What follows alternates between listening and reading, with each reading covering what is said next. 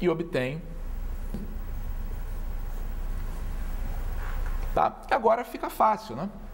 Porque como eu agora estou escrevendo essas frações de tal modo que a unidade esteja dividida no mesmo número de vezes, 30 vezes, tá? Para comparar essas frações, basta ver quantas vezes eu estou tomando essa minha subdivisão. Então, como a minha pergunta era qual das três frações, qual dos três números representados era o menor, a resposta é que esse é um número menor. Tá?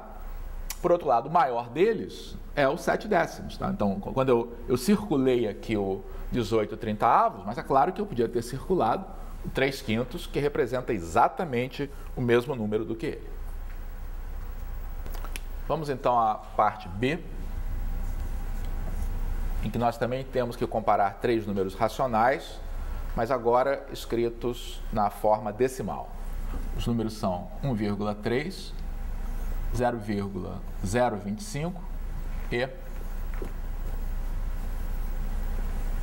0,12. Então, quando problemas como esse aparecem em avaliações, é muito comum haver uma incidência grande de respostas no 0,12, porque as pessoas que estão respondendo 0,12 são aquelas que estão, na verdade, ignorando os princípios da representação decimal e olhando para esses números como se fossem números inteiros. De fato, se não tivesse vírgula aqui e os números a serem comparados fossem 13, 25 e 12, tá? O 12 seria o menor. Mas como esses números são números decimais, que têm número diferente de casas decimais, a comparação não pode ser feita dessa forma. Na verdade, a maneira da gente resolver o problema consiste exatamente em eliminar essa dificuldade. Tá? De modo geral, para trabalhar com números decimais, quase sempre o que a gente faz, tá, é fazer com que os números decimais passem a ter o mesmo número de casas decimais. Claro, não é mudando a posição da vírgula, tá? É completando com zeros à direita, que não alteram o número e permitem que a gente iguale essas casas decimais.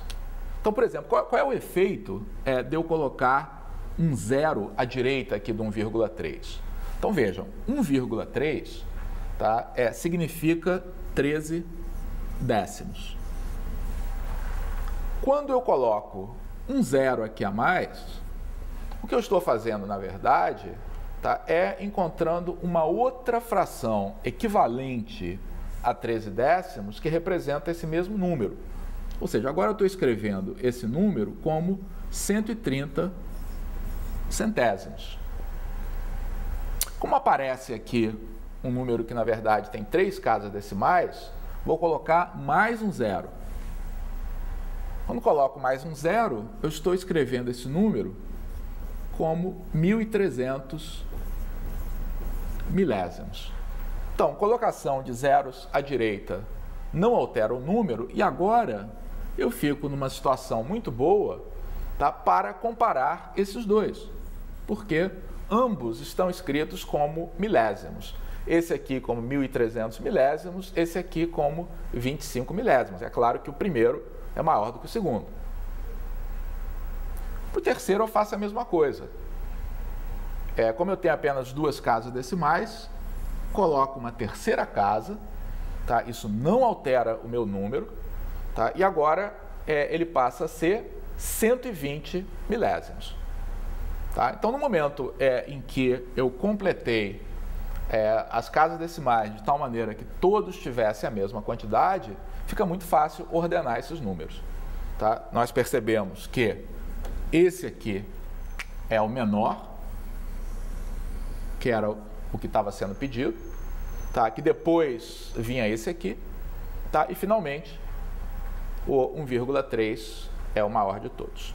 Prosseguindo, o exercício 3 pede que vocês escrevam 2 números escritos na forma fracionária como números decimais, os números 4/5 e 2/7. Então, um tempinho aí para vocês trabalharem em cima do problema.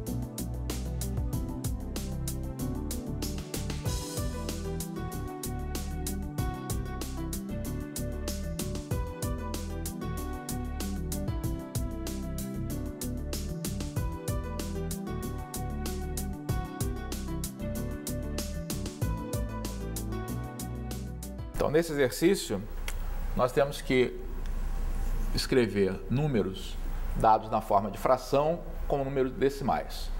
Então, o primeiro número é 4/5.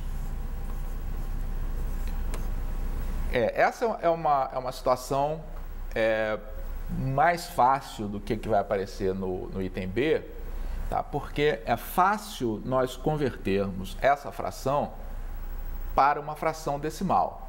E uma vez que ela esteja escrita como uma fração decimal, ela está pronta para ser escrita na forma decimal. Por que isso? Porque esse denominador aqui, né, ele só tem um fator 5, e toda vez que nesse denominador eu tenho apenas fatores 2 e 5, eu sempre posso multiplicar por um número de tal maneira a obter no denominador, tá, uma potência de 10, quer dizer, 1 seguido de vários zeros. Aqui é imediato, né? A gente percebe que para obter uma fração decimal, dá para obter uma fração decimal com denominador 10. Então, uma fração equivalente a 4/5, eu multipliquei por 2 aqui, vou multiplicar por 2 aqui também. Então, 8/10 é uma fração equivalente a 4/5. E 8/10 se traduz imediatamente como o número decimal 0,8. Uma outra maneira de eu chegar a esse resultado, e eu vou precisar disso aqui para o item B, tá, é usando o algoritmo da divisão. Então, uma fração pode ser escrita na forma decimal executando o algoritmo da divisão desses dois números. Então, quando eu divido 4 por 5, o quociente é 0, tá? E o resto é 4. Para prosseguir a divisão, eu coloco um 0 aqui à direita, né? Coloco uma vírgula aqui no número e divido 40 por 5, tá? Obtendo 8. Tá? E agora, 8 vezes 5, 40. O resto é 0, que mostra que o número 4/5, quer dizer, o resultado de eu dividir 4 unidades, tá, em 5 partes iguais, que é uma interpretação aqui da fração 4/5, é a mesma coisa que o número 0,8. Vamos então à parte B, em que a fração a ser escrita como decimal é a fração 2/7. Então, aquela saída simples que nós tivemos no caso do 4/5, a gente vê que não se aplica, porque não tem jeito de você multiplicar 7 por um número inteiro e obter uma potência de 10, um número formado apenas por 1 seguido de zeros. Então, o jeito é fazer a divisão, executar a divisão. Então, eu como já sei o que vai acontecer aqui, estou deixando bastante espaço aqui para fazer a minha divisão. Vamos lá. Então, 2 dividido por 7, o quociente é 0, tá? E o resto é 2. Então, prossigo a minha divisão colocando um 0 à direita. E aí, 20 dividido por 7, 2 com o resto 6. Não terminou ainda.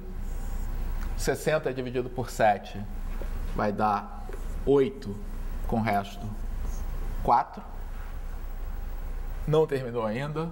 40 dividido por 7 dá 5, né? Porque 5 vezes 7 é igual a 35, com o resto 5. Não terminou ainda. 50 dividido por 7 dá 7, com o resto 1. Quase que terminou, mas não terminou. 10 dividido por 7 dá, agora sim, quociente 1, com o resto 3. 30 dividido por 7 vai dar 4, que é 28, com o resto 2. Tá? E agora é o momento de a gente parar para pensar. Esse resto 2 que apareceu aqui, no momento que eu colocar um 0 aqui do lado, notem que é o mesmo ponto pelo qual eu já passei aqui em cima. Então, se eu ficar continuando essa minha divisão, na esperança de que ela vá terminar com um resto 0, como aconteceu lá no 4/5, eu vou ficar fazendo essa conta aqui para sempre. Então, na verdade, eu já sei o que vai acontecer. Tá? Esse padrão 2, 8, 5, 7, 1, 4 vai se repetir toda a vida. Tá? O que a gente obtém aqui é o que a gente chama uma dízima periódica. Então, o número decimal que representa essa fração 2/7 é um número decimal um pouco mais complicado do que os outros com os quais a gente trabalhou até esse momento. Tá? Porque para poder representar esse número, não dá para a gente parar numa certa potência de 10. Tá? Nós precisamos repetir um certo padrão a vida toda. Tá? Então, como é que a gente representa esse número? Então, a maneira mais precisa de representar esse número matematicamente é usando essa notação aqui, ó, colocando um tracinho em cima desse padrão. Como é que eu leio isso aqui? Esse é o número decimal, tá? Que é 0, e depois as casas decimais são obtidas repetindo esse padrão, tá? Uma infinidade de vezes. Às vezes a gente representa esse número também repetindo esse padrão algumas vezes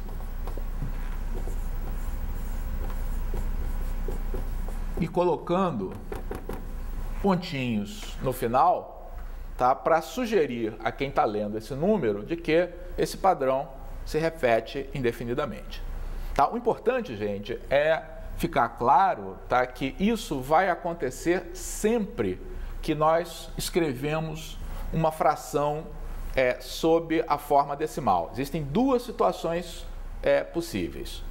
Tá? Ou o processo termina num determinado ponto com resto 0, e nesse caso nós temos uma representação decimal finita, tá? Ou, se ela não terminar com 0, ela obrigatoriamente vai repetir um resto. Tá? Na verdade é fácil ver porque vai repetir, não? Porque quando eu divido alguma coisa por 7, os restos possíveis são 0, 1, 2, 3, 4, 5 ou 6. Então, em algum momento, tem que repetir alguma coisa. Tá? E ao repetir, o mesmo padrão aparece de novo. Tá? Então, todo número racional, tá, pode sempre ser escrito na forma decimal, mas essa representação decimal pode ser de dois tipos diferentes. Ou ela é finita, como aconteceu no caso do 4/5, que foi escrito como 0,8, ou ela é infinita. Mas quando ela é infinita, ela é o que a gente chama uma representação periódica, em que a gente tem um certo padrão que se repete indefinidamente, se repete para sempre. Agora, no exercício 4, nós vamos fazer a operação inversa da que fizemos no exercício 3. Eu estou dando dois números escritos na forma decimal, peço que vocês representem esses números como frações. O segundo número é o que a gente chama uma dízima periódica. Então, o que está implícito aí nessa notação, 0,12, 12, 12 pontinhos, é que a gente continua a vida toda repetindo 12, 12, 12 todo o tempo. Então, um tempinho aí para que vocês possam resolver.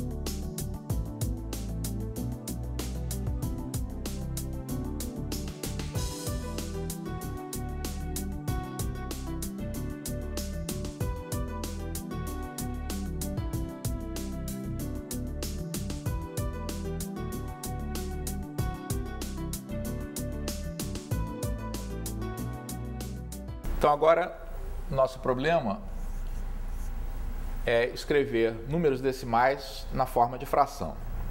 Então, tem duas situações diferentes. Quando o número decimal tem uma representação finita, como ocorre na parte A do nosso exercício, é imediato. Porque, como nós vimos, toda fração, todo número decimal, escrito na forma decimal, na forma finita, se escreve como uma fração decimal. Então, 0,24 é igual a 24 centésimos. Tá? Já fizemos o nosso trabalho, quer dizer, a resposta 24 centésimos é uma representação em fração do número decimal 0,24. A gente tem um hábito, que é um bom hábito, tá? Mas... então, se você respondeu 24 sobre 100, você acertou, tá? Mas existe um hábito que a gente cultiva em matemática de que quando está representando um número sob a forma de fração, representar essa fração da forma mais simples possível, tá? Isto como uma fração em que nós estamos dividindo a unidade no menor número de partes possível. Então, para quem fez esse trabalho adicional, observou que essa fração pode ser escrita sob uma forma mais simples, né? Por exemplo, 24 e 100 admitem o fator comum 4. Então, se eu divido numerador e denominador por 4, tá, eu obtenho a representação 6/25, tá, que é uma representação equivalente à anterior. Tá? Por que isso pode ser importante? Como nós temos esse hábito, muitas vezes, se você está resolvendo um problema numa prova de múltipla escolha, a resposta vai estar escrita nessa forma mais simples. Então, ter esse hábito de escrever uma fração na sua forma mais simples é um hábito a ser cultivado, facilita a vida aí para a gente. Tá? Mas qualquer uma dessas duas respostas está correta aqui para o exercício. No exercício B, a coisa complica um pouco, porque a representação decimal, tá, que foi fornecida aqui, 0,12, 12, 12, e assim por diante, é uma representação infinita.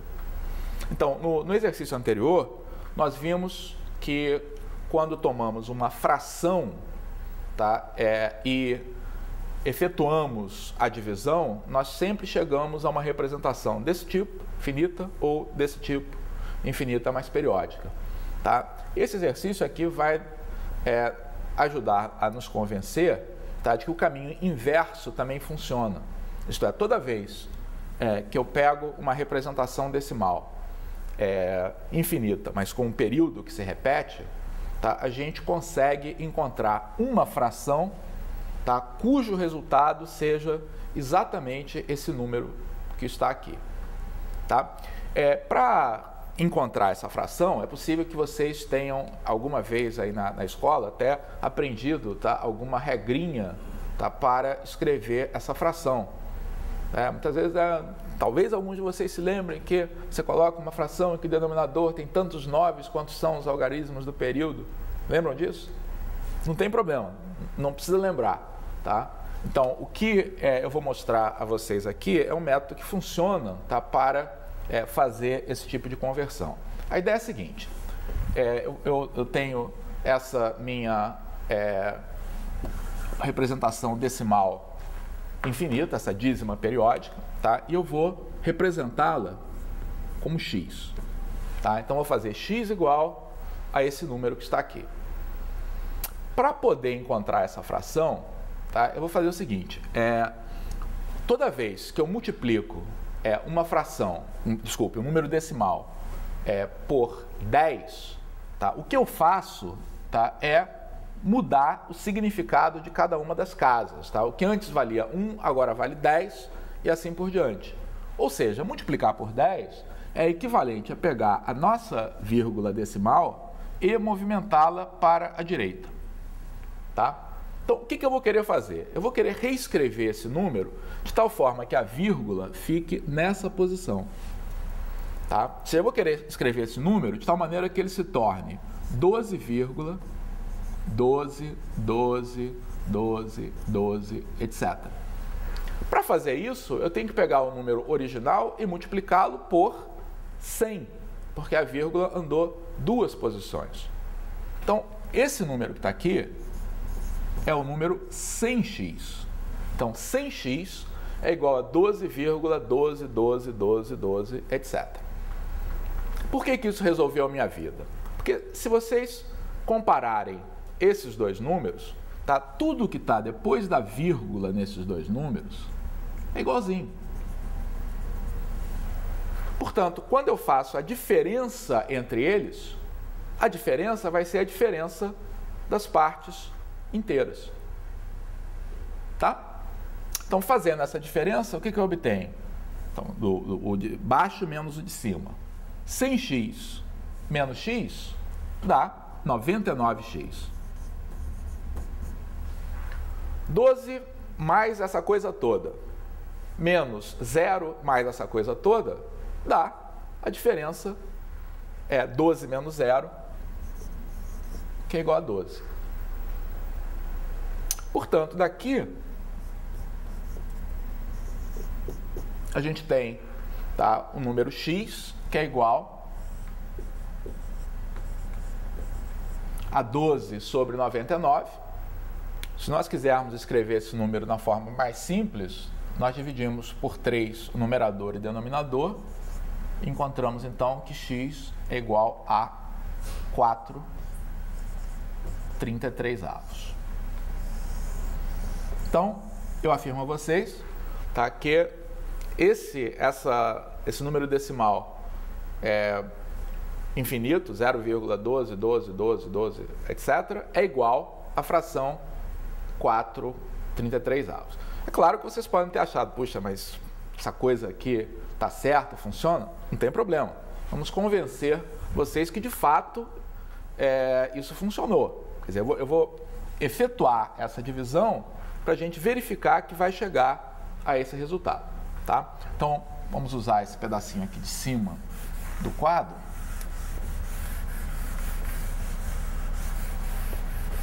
E efetuar a divisão. Então, 4 dividido por 33. Então, começamos com 0, resto 4. Acrescentamos um 0 aqui à direita, 40 dividido por 33, o resultado é 1, com o resto 7. 70 por 33, o resultado é 2, né? Porque 33 vezes 2 é igual a 66, com o resto 4. Tá? Então, observem que esse resto que obtivemos aqui no início vai se repetir. Tá? Da próxima vez você vai ter o 40 de novo, e aí o que vai dar? 1. Da próxima vez você vai ter o 70 de novo, o que vai dar? 2. E assim por diante. Tá bom? Então, é muito importante a gente perceber que pode fazer esse trajeto de frações para decimais nos dois sentidos. Então, se me for fornecida uma fração, eu sempre posso escrever essa fração como número decimal, que pode resultar tendo uma representação finita ou infinita e periódica. Se me for fornecido um número decimal com representação finita, é imediato escrevê-lo como uma fração decimal, e se eu quiser, posso simplificar os termos da fração para obter uma fração mais simples. Se for fornecida uma representação infinita, mas periódica, então, com esse truque de multiplicar o número por uma potência de 10, que corresponde ao tamanho aqui do período, tá? Nós podemos encontrar uma equação simples, né, que encontra qual é essa nossa fração. Tá? Antes de passar para o próximo exercício, um comentário a mais. Nós estamos falando de números decimais que têm representação finita, tá? E números decimais que tenham representação infinita, tá? Mais periódica. Uma pergunta natural é: será que tem números decimais que têm uma representação infinita, mas onde não haja repetições, que eles não se repitam? A resposta é sim.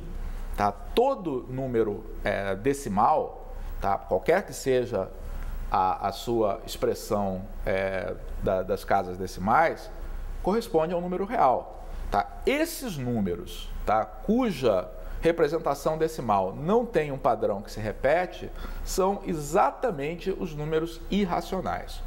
Tá? Então, os números irracionais, ou seja, os números que não podem ser escritos sob a forma de uma fração de numerador e denominador inteiros, são exatamente aqueles números cuja representação decimal não tem um padrão de repetição. Muito bem, agora no exercício 5, nós vamos recordar as técnicas envolvidas em executar operações com frações: soma, produto e divisão. Então, um tempinho aí para que vocês possam trabalhar no exercício 5.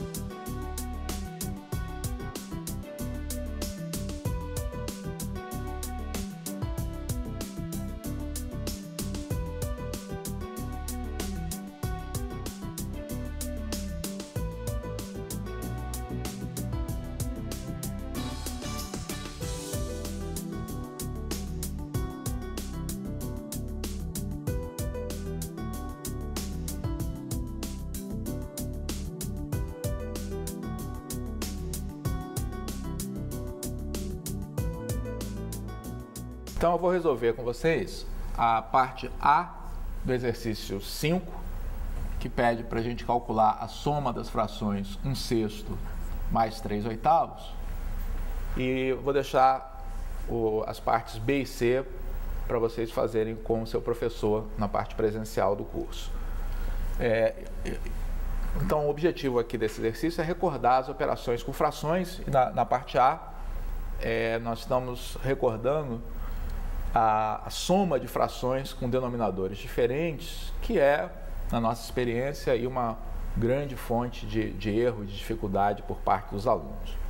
Bom, na verdade, a ideia fundamental para fazer esse tipo de operação, nós já falamos antes, é a ideia de frações equivalentes. Porque somar frações com o mesmo denominador é muito fácil. Então, se eu divido uma certa unidade, digamos uma pizza, em 8 partes, tá? Alguém pega 3 dessas partes, portanto 3/8. Outra pessoa pega uma dessas partes, portanto 1/8. A fração total que foi tirada da pizza é 3 mais 1/8, quer dizer, 4/8, e a gente não tem a menor dificuldade de imaginar e efetuar essa operação. A dificuldade ocorre quando as frações têm denominadores diferentes.